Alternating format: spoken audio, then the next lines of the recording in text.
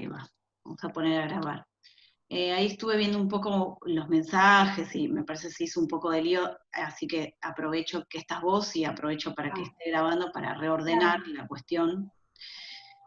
Nosotros, si tuviésemos clases regulares, reales y presenciales como iban a ser en un principio, el horario de clase es los lunes de 10 a 13, por eso yo decidí habilitar las unidades los lunes y hacer las videoconferencias los lunes. Y está pensado este horario, digamos, de las 12, porque está contemplado dentro del horario de clase. Eso, por un lado quería hacer como esa aclaración. No, está perfecto. Sí. La clase anterior estaba, la verdad que no encontré y te iba preguntando, te mandé un montón de mensajes, pero no encontraba y después me apareció, no sé si fue... Sí, eso también me generó dudas porque, digamos, a mí a veces me pasa, por ejemplo, ahora si estoy en videoconferencia no veo ningún mensaje más de nadie ni nada, entonces en general cuando estoy en la videoconferencia no veo mucho más que digamos, estoy como concentrada ahí. Pero sí, en general trato de, a veces con un poco más de tiempo, trato de ser más ordenada con eso, pero ponerles un recordatorio. Hoy es la conferencia, creo que la otra vez lo puse en 10 minutos, es la videoconferencia, y se ve que o llegó tarde el mensaje o no sé qué Y eso cosa se supongo que habrá perdió. llegado a mí, después mirando, pero lo vi recién a la tarde cuando ya había pasado. Claro. Incluso le pregunté a alguna compañera que te había hecho alguna consulta y le pregunté, ¿vos estás? Me dijo, no, estoy igual que vos. Claro, eso es Acá rarísimo decía porque, 11:59, pero lo vi recién a la tarde y yo te mandé claro. un mensaje, creo 12:04. Bueno, no importa.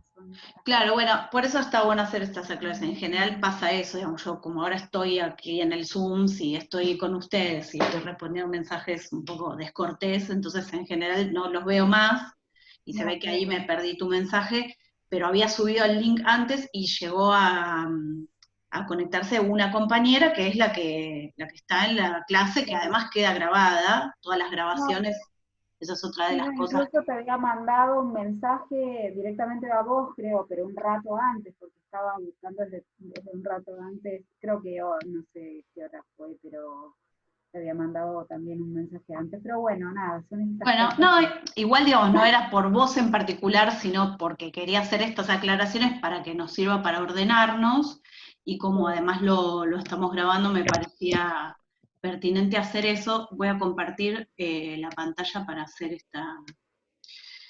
aquí, en el... a ver si podemos, vamos a hacerlo así con amarillo.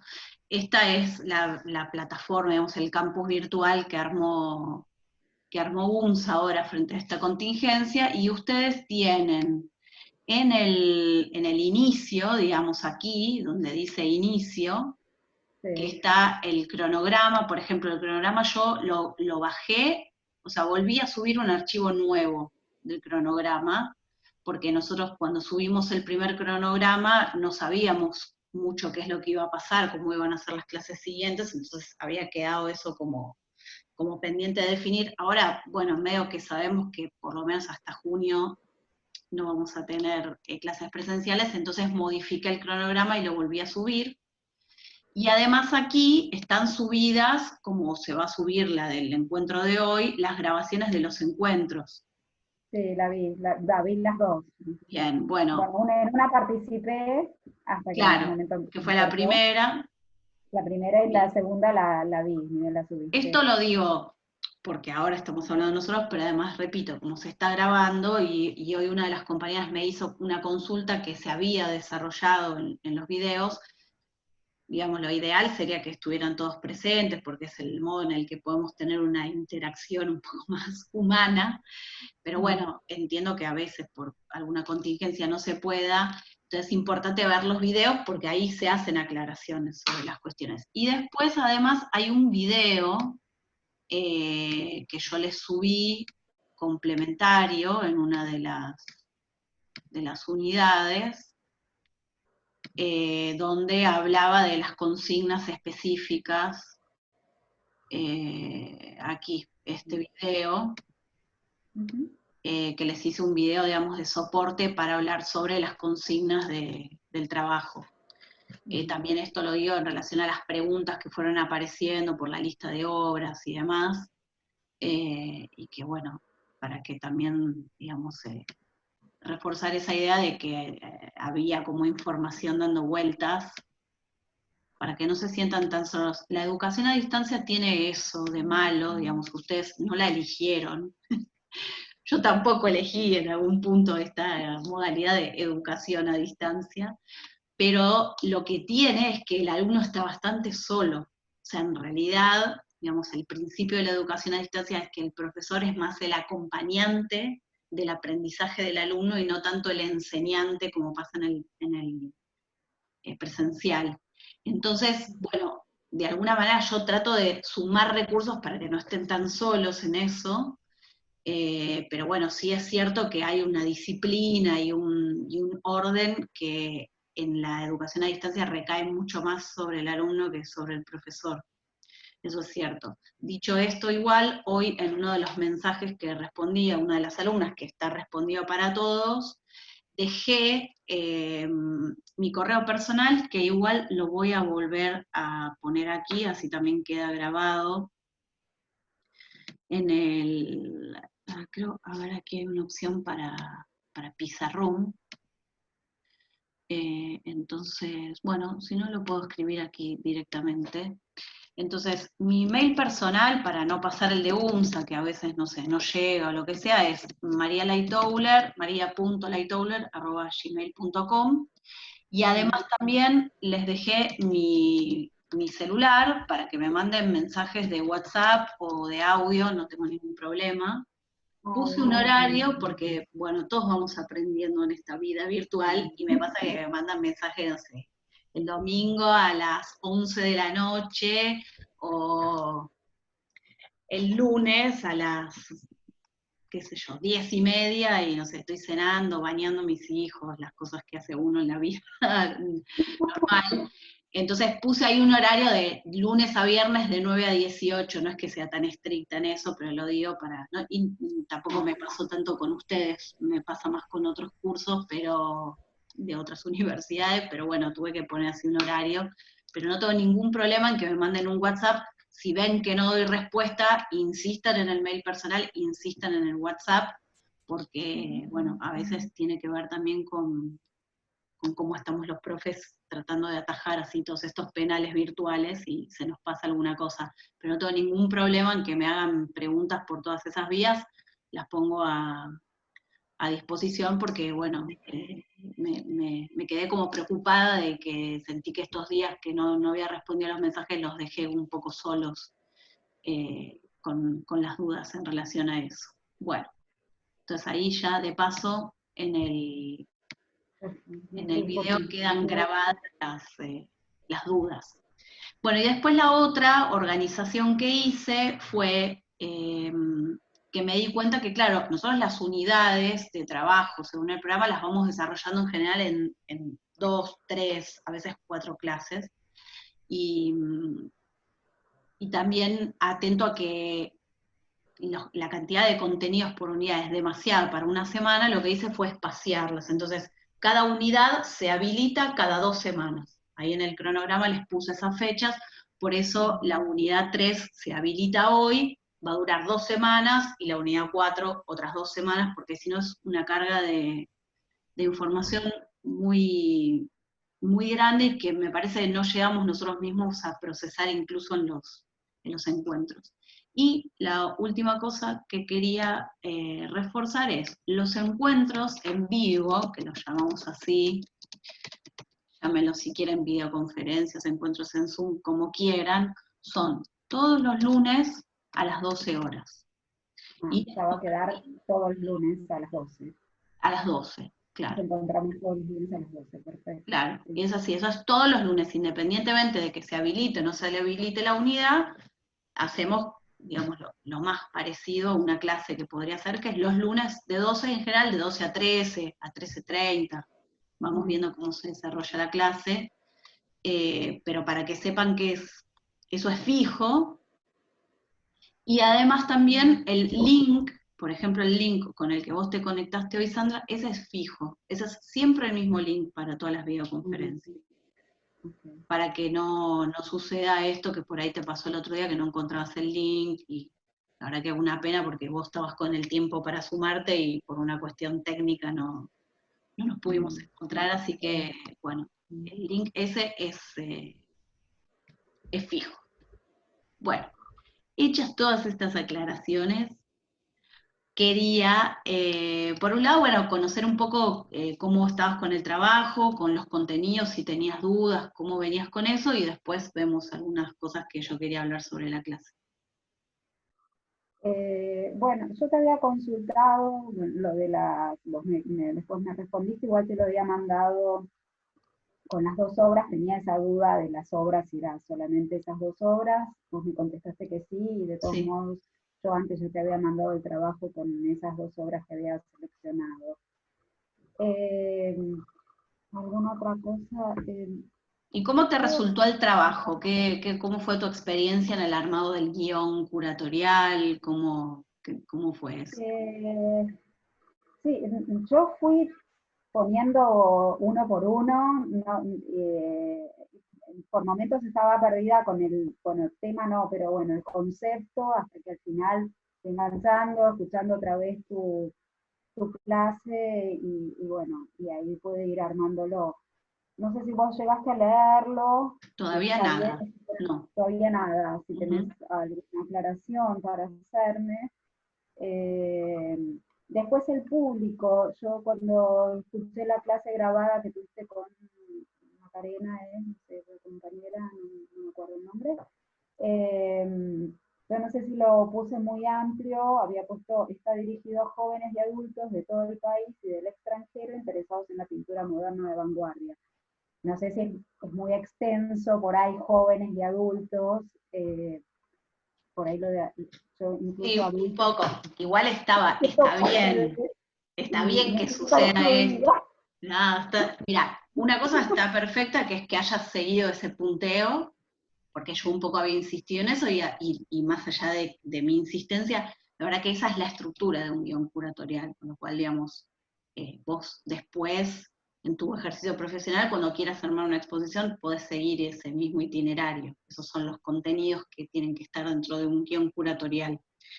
Eh, el tema del público, bueno, digamos, nosotros más adelante vamos a abordar el público como un tema en sí mismo en una de las unidades, y está bien que en este primer armado del guión te surjan dudas, y hay que entender que es una primera experiencia y está bien, el primer contacto con cómo se van pensando cada uno de esos pasos. Sí es cierto que el público tiene que ser lo más específico posible, y en eso que vos estás planteando hay una inespecificidad, no sé si está bien dicha Es la un poco palabra. amplio, Claro, claro.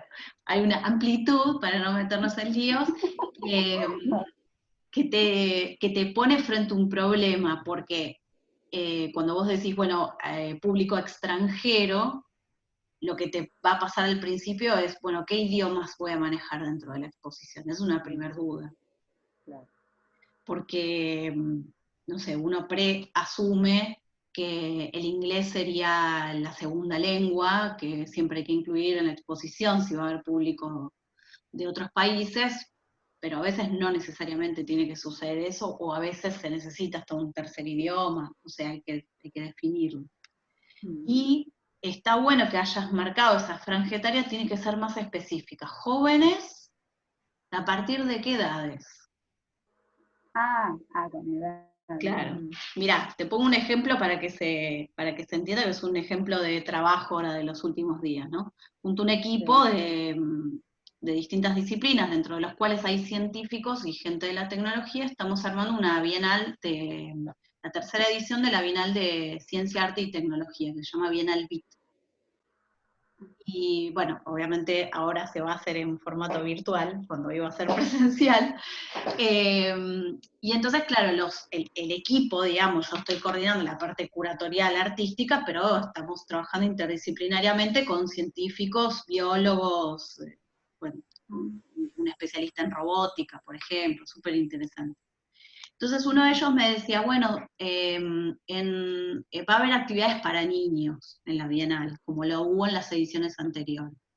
Entonces yo le decía, bueno, perfecto, ¿qué niños? Bueno, sí, los niños y también para los adultos, claro, Leo, pero el mundo niños tiene un montón de segmentaciones, porque no es lo mismo los, no sé, los deambuladores, que podemos incluirlos hasta los 2 años, no es lo mismo un niño de 4 años, 5 años que un niño de 8. Entonces, tiene que ser así de específico. Por ejemplo, eso es lo que yo le decía, me parece que cuando nosotros decimos niños, tenemos que decir niños a partir del preescolar, porque para los otros es difícil, podríamos incluir actividades, pero bueno, ya es como demasiado ambicioso para la temática que vamos a trabajar. Entonces, sí tiene que ser así específico, a veces, viste, genera como incomodidad, porque uno siente que está Que dejando dejas a alguien afuera. totalmente. Y lo peor de todo es que lo que tengo para decirte es que sí, es así. O sea, hay que dejar gente afuera. Todos van a poder entrar a la exposición, no es una cosa, no es como en el boliche, ¿no? El patobica que te dice este sí, este no. Eh, Sino que en realidad vos lo que tenés que definir es ese interlocutor que va a comprender lo que estás planteando. Entonces, cuando uno tiene la ambición y dice, bueno, todo público o los niños, el problema es que en ese universo de los niños hay una gran parte, un gran porcentaje que no va a comprender lo que estoy planteando. Entonces, ¿le hablo a los niños, a todos los niños o a cuáles? Y la verdad, como no se puede armar algo totalitario, no queda otra que generar esa especificidad de edades puntuales para cada uno de los grupos.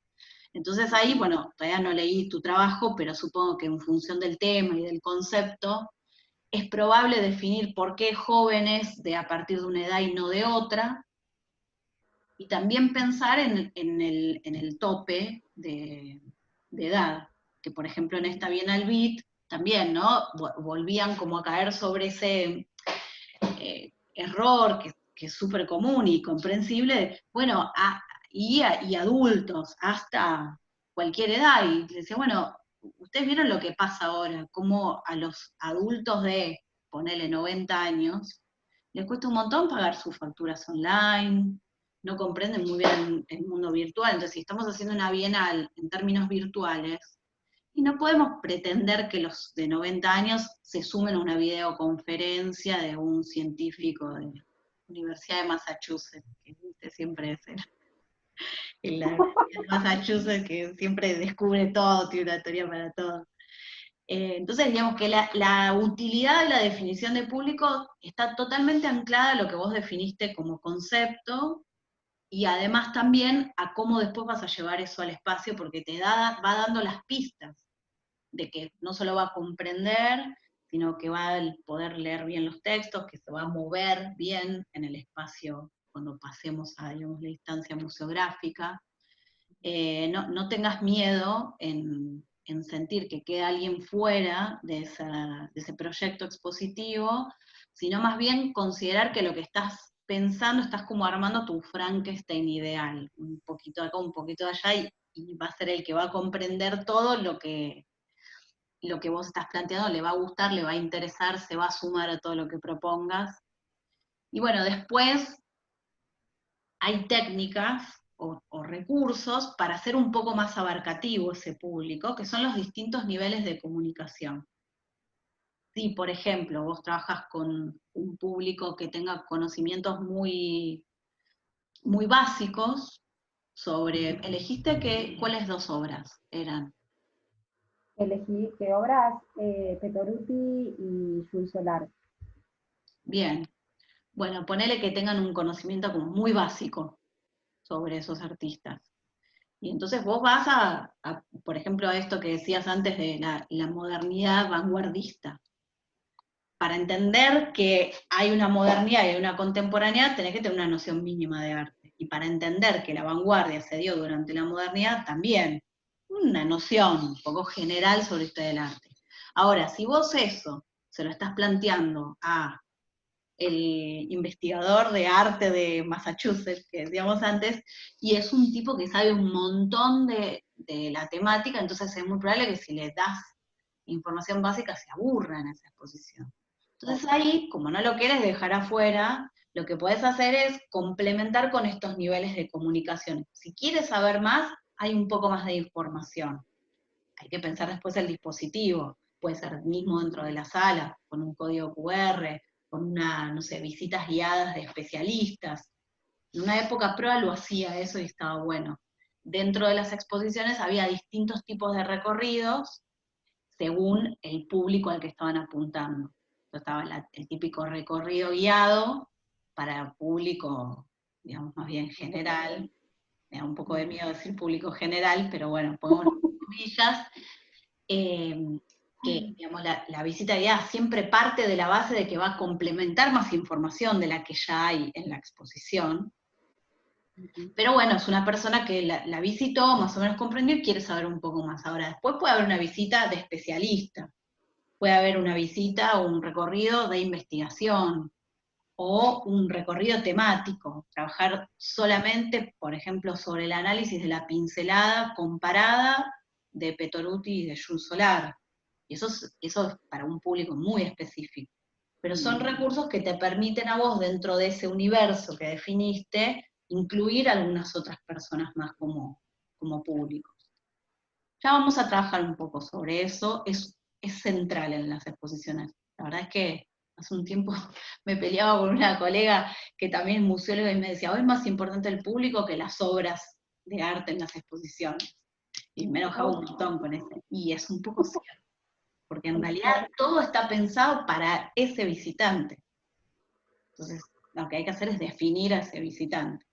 Casi como si te transformás, tremendo esto que voy a decir, pero en una especialista del marketing, ¿viste? Que piensa muy bien ¿A el... quién va apuntado? Claro, el producto. Claro. Y Sí, mira, el sí, ejemplo de ¿verdad? Coca-Cola también es bueno, ¿no? Coca-Cola tiene Coca común, Coca-Cola cero, Coca-Cola con stevia, Coca-Cola no sé qué, light. Sí, Y bueno, ahí lo que vos sí. tenés es, Coca-Cola quiere a todos, Coca-Cola es uno de los que tiene el público más amplio. Entonces, como iba viendo que se le iba yendo gente, bueno, el stevia, el light, el cero, va como generando otras Coca-Colas para que no se le Para todo. claro. Y todos caemos en la trampa esa de seguir tomando Coca-Cola, así, de tremendo. Pero bueno, también está bien que se te presente la duda. Está bueno, la duda para mí tiene que aparecer en la práctica, ¿viste? Que es un poco Claro. lo que te pasó a vos. Bueno, y después, ¿qué más? ¿Qué más No, te y pasó? eh, bueno, en el tema también, porque bueno, yo lo titulé Jóvenes de ayer, y después, bueno, amplié un poco en el subtítulo, y en temas, después llegué bueno, puse pintores modernos de avanzada, Bien, no sé si está bien, ¿no? De avanzada o vanguardia. Y el concepto, puse la vanguardia a principios del siglo XX, cómo impactó en una sociedad conservadora acostumbrada al arte realista y costumbrista. bien. Eh, ¿Y el tema? ¿Cómo es que el está el tema tema? era pintores modernos de avanzada. No sé Bien, si me costó un poco, creo que el tema. Pasé primero a concepto y el bien, enfoque, bueno, el enfoque era, el enfoque sí, no, eso sí, lo tenía más, es más puntual, ¿no? claro.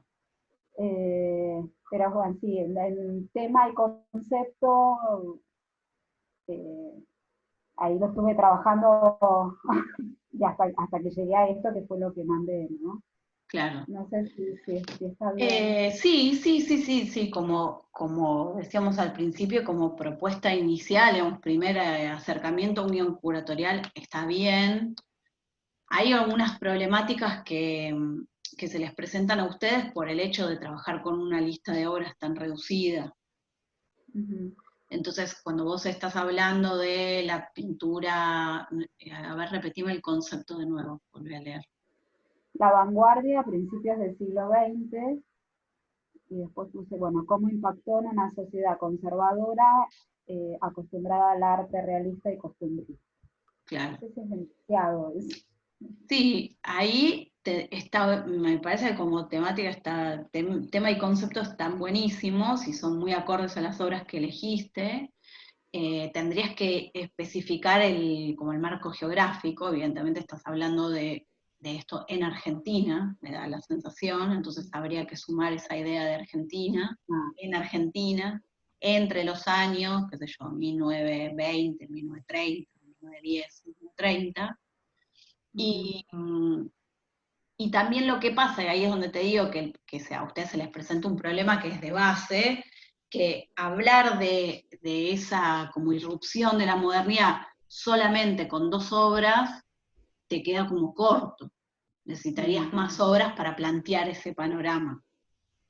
Entonces, tendría que ser algo mucho más puntual, o podés decir, no sé, esta idea expresada a través de 2 obras seleccionadas de 2 artistas argentinos de la época, porque si no es eso, es como querer contar un panorama con solamente 2 elementos, es como, ¿no? Como querer generar una estadística solo con 2 encuestas, pasa un poco eso, pero bueno, es un problema que ustedes tienen de base por esta selección tan acotada de obras, y que además la profesora mala onda no les deja sumar otras, porque eso también algunos me habían preguntado y dije, no, no se puede. Pueden sacar, no pueden sumar. Pero bueno, eso respondía a que manejaran una cantidad pequeñita para que puedan investigar sobre las obras, que no se vaya mucho de tema.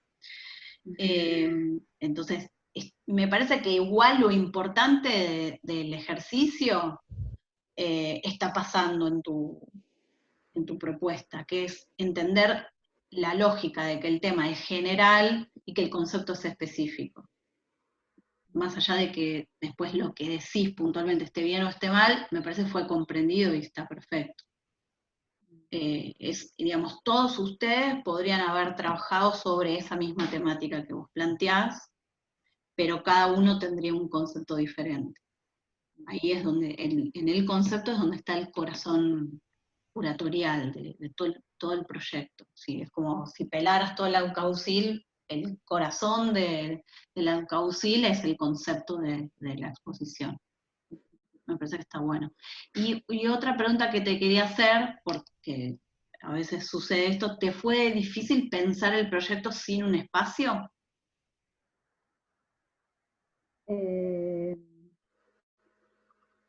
Un poco sí, sí. Yo igual te puse, no me quedó ahí muy claro, igual puse una sala en un museo, pero no importa. Y pensando en ese museo, una sala con 2 obras, por ahí tendría que ser una sala muy chica, bueno,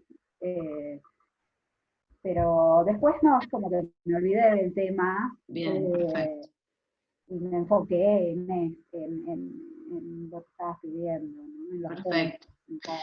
puntos. Bien, esto te lo preguntaba porque, espera que quiero ir a, voy a compartir un gráfico que quería el otro día desarrollar, al final no lo pudimos hacer, que es el de la exposición, y que también el ejercicio apuntaba un poco a eso, a que no pensaran en el espacio. Ustedes tienen una pequeña pista para que no se sintieran tan así sin red, que es esto que vos decías, bueno, es una sala en un museo de arte contemporáneo latinoamericano, para que se entienda que en un contexto institucional, pero a propósito no quise dar más precisiones.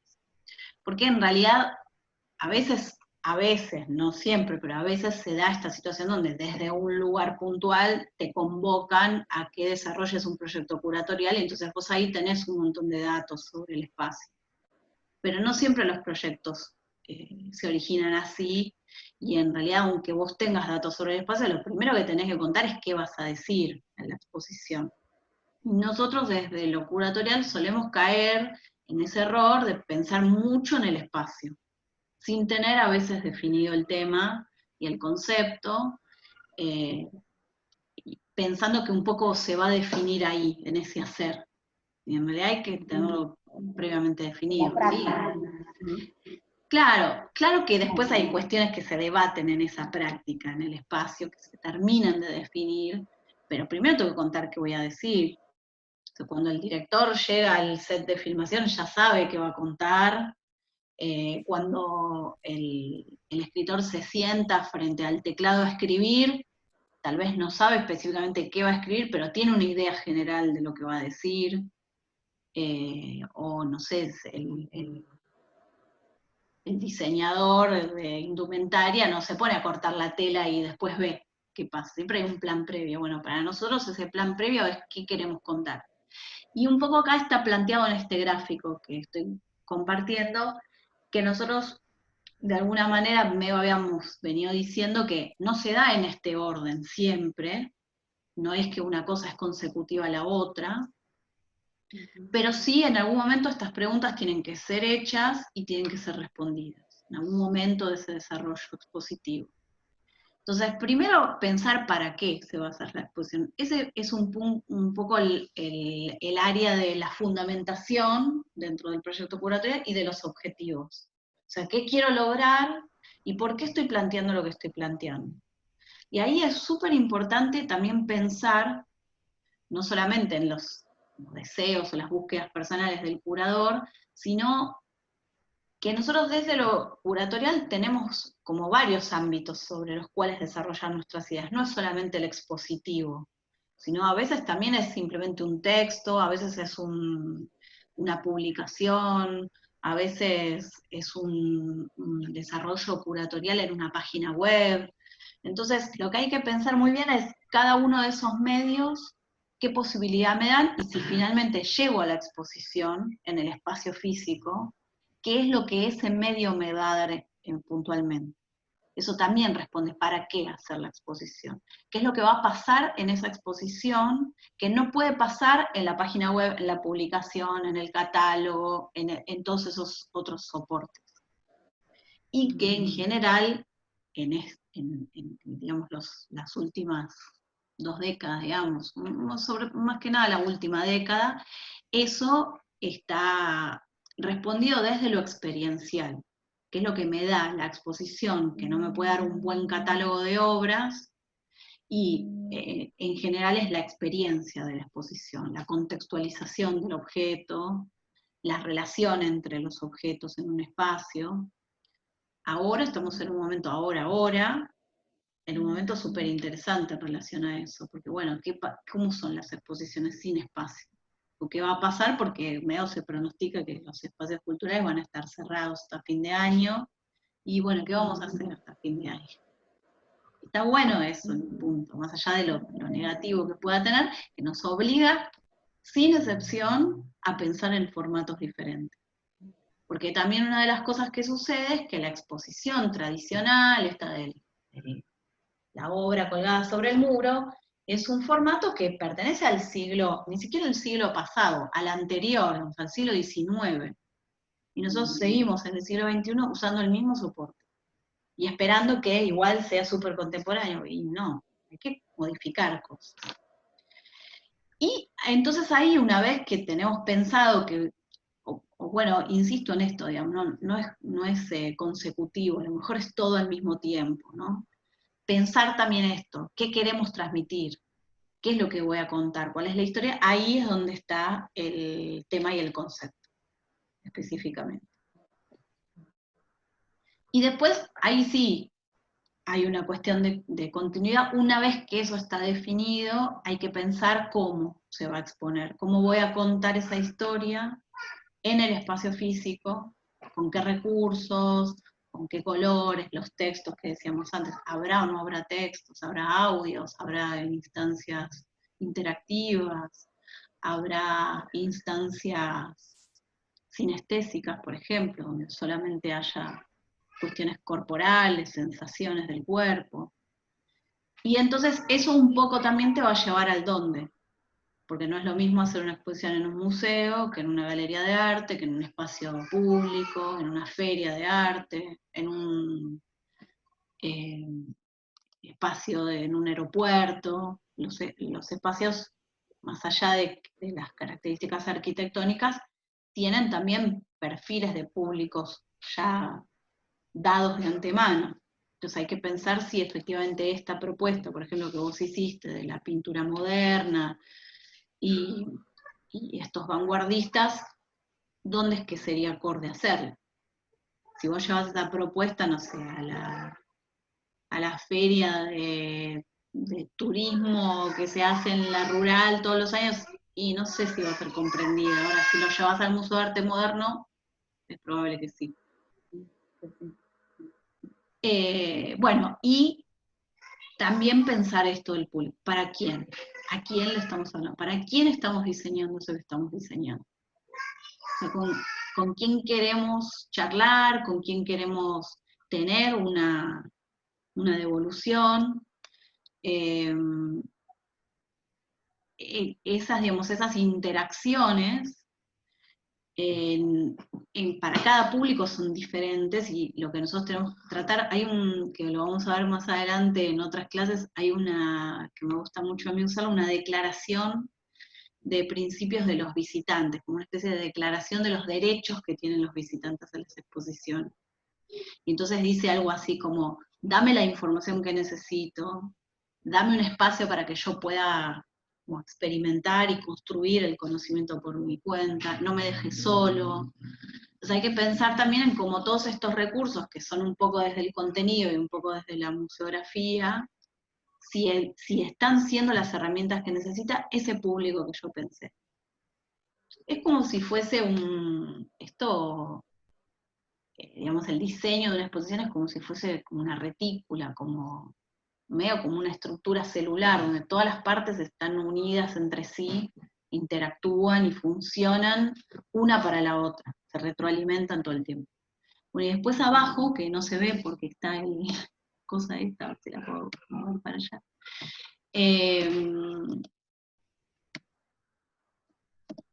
Están los gastos, digamos, lo que sería el presupuesto, que yo lo pongo al final. Nosotros también en alguno de los ítems vamos a trabajar el presupuesto para entender cómo se arma un poco un presupuesto de una exposición, qué es lo que hay que contemplar.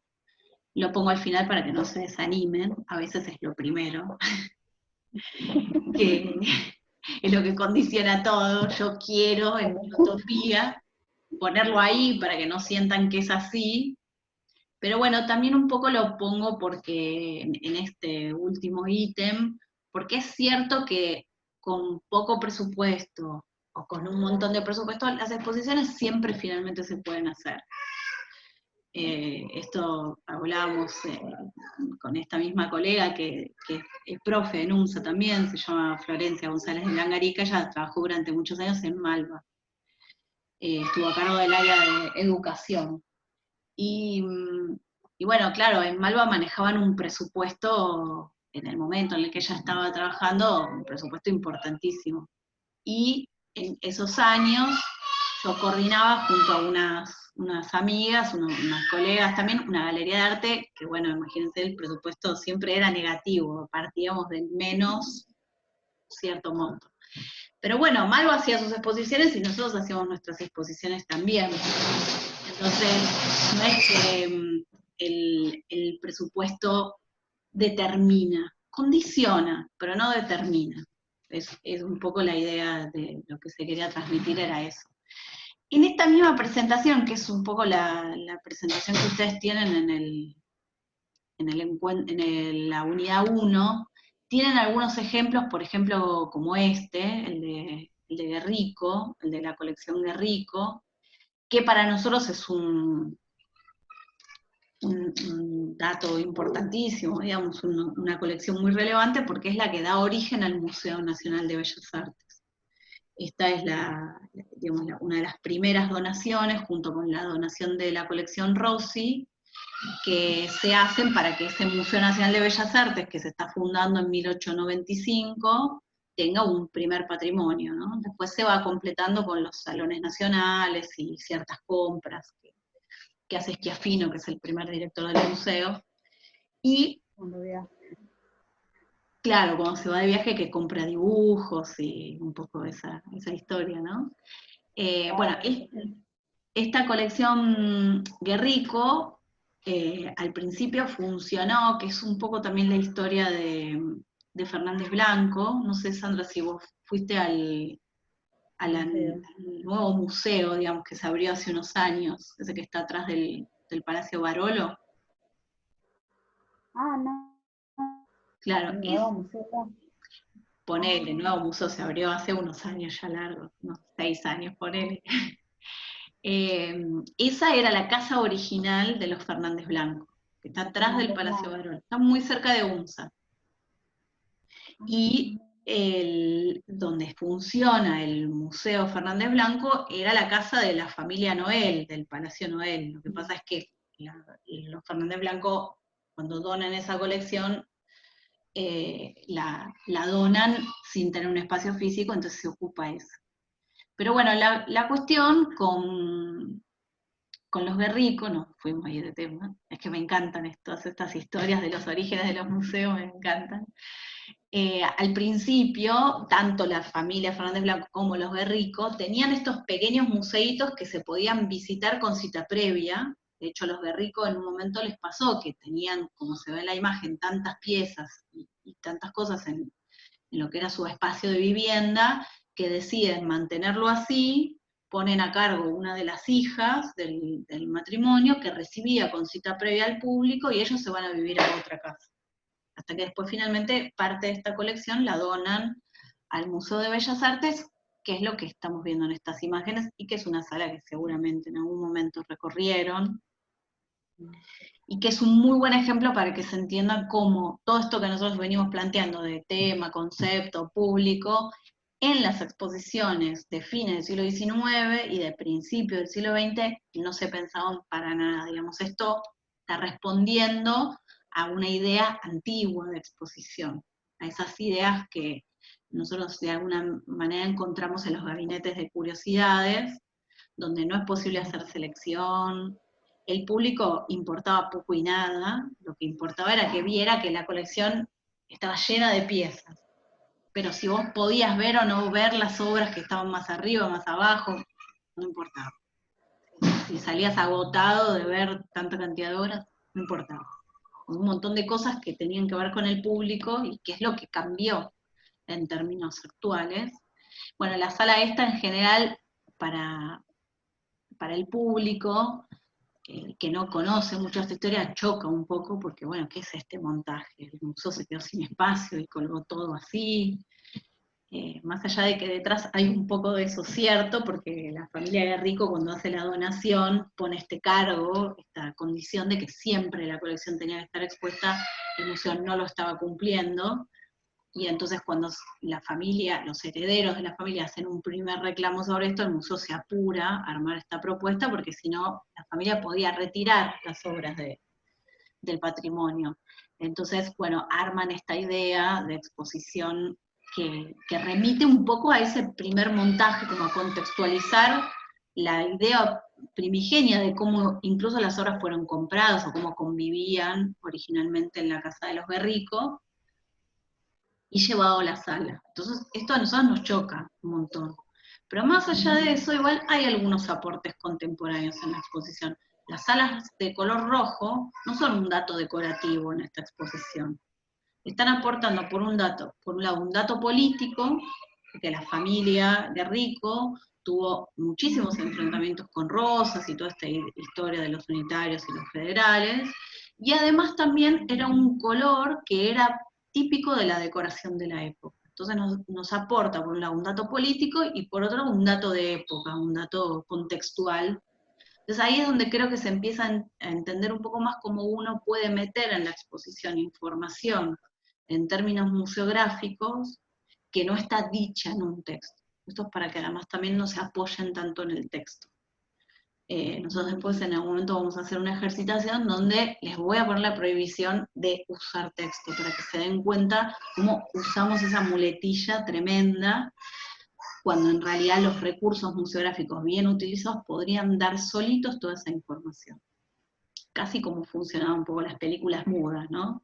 Uno entendía ahí como esa historia. Bueno, después aquí, en esta misma presentación, tienen el desglose un poco de cuáles son las funciones curatoriales dentro de una institución, cuáles serían las posibles acciones curatoriales cuando un curador trabaja de manera independiente por fuera de la curaduría dentro de la institución, Y aquí sí, el desglose, por un lado, del guión curatorial, que es lo que estuvimos trabajando, esto que identificamos como el contenido, que es lo que voy a contar en la exposición, y ahora voy a las imágenes, y el contenido museográfico, que es lo que nosotros vamos a abordar en la siguiente unidad. Entonces ahí sí ya para ir al espacio específicamente, es decir, cómo voy a contar ese contenido en términos materiales. Aquí en estas imágenes se hace un recorrido rápido por algunos ejemplos de título y subtítulo. Esto que yo les decía también en la otra videoconferencia, como en el título y en el subtítulo se da información y además ya se define un tipo de público. Por ejemplo, esta exposición que se llama Recordando Warhol, 60 artistas, 50 años. Y hay una selección de obras de Andy Warhol, pero además también de artistas que interactuaron con él, que lo homenajearon, que lo tomaron como referente. Entonces, de alguna manera está apuntando a un público que tiene un poco noción de cómo fue esa época. No es una exposición retrospectiva de Warhol que va a contar toda la vida de Warhol. Cuando dice esto, ¿no? Recordando a Warhol. Bueno, vos ya sabés que no va a haber solamente exposiciones de Warhol. Y aquí, por ejemplo, sí pasa, ¿no? De Kooning, una retrospectiva. Desde la bajada ya se sabe lo que se va a ver. Hay una franja del público que no sabe qué es una retrospectiva. Para nosotros es un vocablo muy cotidiano porque, bueno, nos movemos en el mundo de los museos, en el mundo, en algunos casos, de las artes visuales, pero yo les aseguro que si les cuento esto a mi, no sé, estoy pensando a mi suegro, que trabaja en telecomunicaciones, no tiene mucha idea de qué es una retrospectiva, qué esperar de una retrospectiva de una exposición. Esto está bueno para pensarlo porque por más que nosotros tengamos ese anhelo de para todo público, siempre igual en el fondo hay una decisión, incluso hasta inconsciente, de cómo estamos segmentando el público. Este, por ejemplo, es un caso súper interesante, una exposición que se hizo en el Metropolitan, en el área, digamos, de diseño que tiene el Metropolitan Museum de Nueva York, una exposición que se llamó Punk, el caos en la alta costura. Entonces no es una exposición sobre punk, es una exposición donde vamos a ver ejemplos de la alta costura influenciados por el punk. Entonces ahí ya hay también una definición de público y además de información, que es lo que yo les decía la otra vez, el subtítulo tiene que dar información de lo que voy a ver. No voy a ver una exposición de punk, voy a ver una exposición de alta costura basada o inspirada en el punk. Bueno, Lowry, pintor inglés, así como súper famoso. Creo que la otra vez les había recomendado esta serie de Netflix que se llama Falsificación o Fortuna. El primer capítulo de esa serie es sobre la pintura de Lowry. No sé si la recomendé o no, Sandra, no me acuerdo. No, lo que habías recomendado es la película de Pollock. La de Pollock. Bueno, esta serie es como mi serie favorita de toda la vida, porque reúne todo lo que a mí me interesa del mundo del arte. Se llama Falsificación y Fortuna. Falsificación o Fortuna. Y Fortuna. Creo que en Netflix hay 4 capítulos que súper valen la pena verlos, y en YouTube hay otros más. Creo que los de YouTube están todos en inglés. Y entonces un poco la trama, digamos, o la estructura de cada uno de los capítulos es que hay 2 investigadores que reciben un pedido de alguien que tiene obras y que tiene una problemática específica. Por ejemplo, no sabe si es verdadero o es una falsificación, o lo quiere vender y le falta la firma y no tiene los certificados. Entonces, a partir de eso se hace toda una investigación sobre las pinturas. Es que es hermoso porque habla de la historia del arte, pero habla del mercado del arte, habla de cómo funciona todo el circuito del arte, es súper interesante. Y el primer capítulo es sobre 2 pinturas de Lowry que hereda una persona de su padre. Y bueno, Lowry es un artista súper falsificado, muy cotizado, de alguna manera fácil de falsificar. Entonces, bueno, el tipo necesita saber si son verdaderas o no porque las quiere vender. Es interesante porque, bueno, en esa cuestión, a veces como no tienen firma, en general ese es el problema, o tienen firma pero no tienen papeles, la cosa se debate entre, no sé, 50 libras o 5 millones de libras. Si pueden finalmente en esa investigación confirmar que esa pintura es de artista, así que véanlo, pues está buenísimo. Bueno, aquí en esta exposición que se hizo en Tate Britain de Londres, se presenta esta exposición de Lowry y dice, Lowry y la pintura de la vida moderna, ¿no? Lowry and the Painting of Modern Life. No es una exposición con pinturas de Lowry, puntualmente sobre Lowry, y que es un poco también el caso que nombrábamos en la videoconferencia pasada, de esa otra exposición del Metropolitan, que se titulaba así, era Impresionismo, Moda, Modernidad y Urbanismo, creo que era, no me acuerdo el título exacto, donde lo que se hablaba era sobre la moda en el impresionismo, en un museo de artes visuales, ¿no? Entonces, ahí en el título y subtítulo se va específicamente a informar, a, como a condensar el título, a segmentar un poco el título, y también se está determinando el tipo de público. Si vos no sabés quién es Lowry, y a lo mejor cuando llegues a la exposición estás con una expectativa que la exposición no va a cumplir, porque ya de entrada, si vos no sabías quién era Lowry, la exposición seguramente no fue pensada para vos. Y siempre ahí cuento un caso de una exposición. Yo durante unos años, como 4 años, trabajé en Malva en la parte de registro y documentación, y en esos años en los que yo estuve trabajando se hizo una exposición muy interesante que era Antonio Berni y sus contemporáneos. Se llamaba así, Berni y sus contemporáneos. Y un día llegó al museo una mujer con su hijito, no sé, tendría 6 años, el hijo 5 años, y pide un ticket, sube a la exposición, y a los 10 minutos baja enojadísima pidiendo que le devuelvan el dinero porque ella había venido a ver la exposición de Barney y sus contemporáneos. Ella estaba esperando que estuviera Barney el dinosaurio violeta, no Bernie. No. Entonces, ahí era tremendo, ¿no?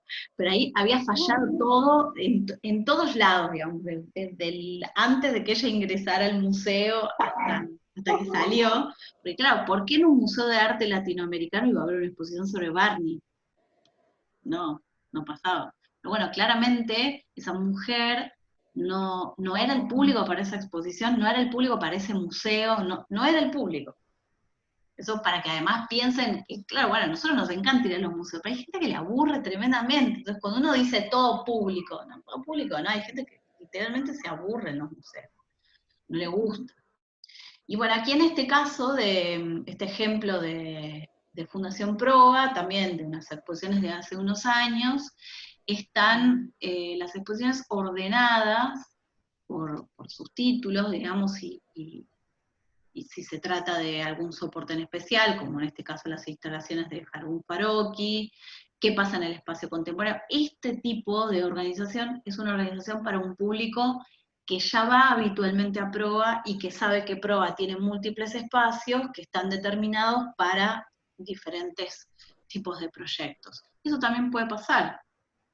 No te doy una información como si fueses un visitante casual, que es lo que uno podría pensar de Fundación Proa por el lugar donde está ubicado, al lado de un lugar súper turístico, que quisiera atraer a todo ese visitante que va a caminito y que no entiende nada ni de arte, ni moderno, ni contemporáneo. Bueno, no, a Proa no le interesa ese público. A Proa le interesa un público, casi les diría como cautivo, que vuelve, un público que está muy conectado con el arte contemporáneo. Bueno, es una decisión institucional y la hace manifiesta en este tipo de cuestiones.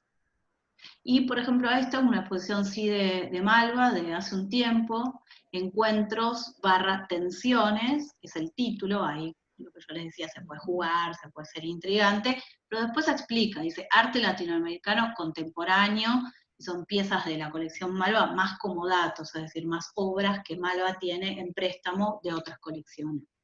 Ahí, digamos, en este título funciona, me parece muy claramente esto que veníamos planteando antes. Y aquí, de alguna manera, lo que yo decía antes, cuando esta exposición se titula Aire de Lyon, sin ningún tipo de bajada, y está lleno un público, pero muy como, no sé, tipo aguja quirúrgica, que saben que en Lyon hay una bienal, que esa bienal se llamó Aire de Lyon, que se trajo a Argentina un extracto de la Bienal de Lyon, es súper específico. Y no está mal también, eso puede pasar. Eso se los digo para que se habiliten también ustedes a pensar exposiciones para públicos muy específicos. Bueno, y creo que esa era la... Ah, no, estaba esta otra, que es la de Kemble Kemble, que fue una exposición muy, muy interesante, que organizó Malva, también en una de sus salas pequeñas, donde participó en la curaduría la hija de Kemble.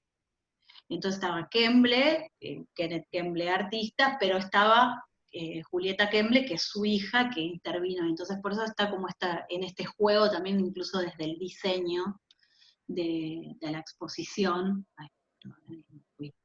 que podía como llevarnos un poco a esa idea. Bueno, el siguiente módulo que va a estar habilitado ya al final del día de hoy, los va a empezar a introducir de a poquito en esta idea del guión museográfico. Vamos a ir haciendo algunos ejercicios, vamos a ir abordando un poco de iluminación, un poco de color, como investigaciones de ese tipo, para que entonces finalmente, como yo decía, el trayecto final, o el punto de llegada de esta maratón que estamos haciendo, que es la materia, ustedes se puedan ir en la mano con un proyecto curatorial armado completo, con la base estructural curatorial y la base museográfica también. Voy a dejar de compartir esto. Bueno, pobre Sandra, te quedaste hoy vos solita escuchando todo, pero no sé si a partir de esto que estuvimos charlando se te generó alguna duda más o consulta que quieras despejar. No, creo que no. Bueno, ya veré el próximo proyecto, o no sé, o continúa con esto que hicimos, el próximo proyecto. No, vamos a ir haciendo algunas ejercitaciones puntuales que yo les voy a dar con objetos específicos, también para salirnos un poquito de la obra de arte, para no quedar como tan anclados a eso, aunque bueno, es un poco lo que nos interesa a todos, por eso cursan curaduría e historia del arte, pero sí después en algún momento vamos a volver a ese guión curatorial que ustedes configuraron. O sea, que queda ahí como, lo ponemos ahí como en la carpeta de pendientes.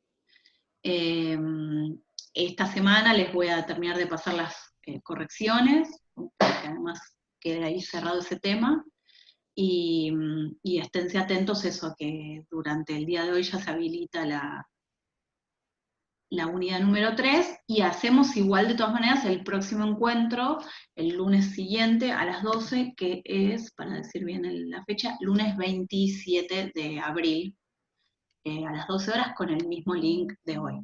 De todas maneras, si hay dudas, bueno, ahí ya dejé mi mail, dejé el WhatsApp, está en la plataforma, digamos, para que no falle ninguna vía de comunicación otra vez, ahí habilite todas las otras.